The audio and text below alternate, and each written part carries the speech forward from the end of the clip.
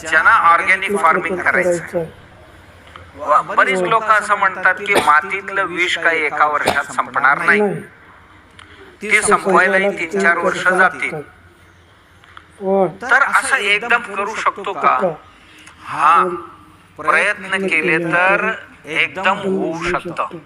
तेवढ्या प्रमाणात आपण जैविक घटक जमिनीत टाकायला पाहिजे. म्हणजे सॉइल कार्बन जे म्हणतो आपण, म्हणजे सेंद्रिय कर्ब ज्याला मराठीत म्हणतात.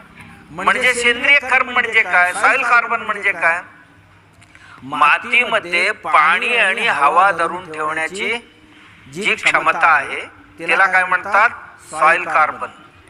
आता तो एक 25-30 वर्षापूर्वी मातीत किती होता, 3% होता.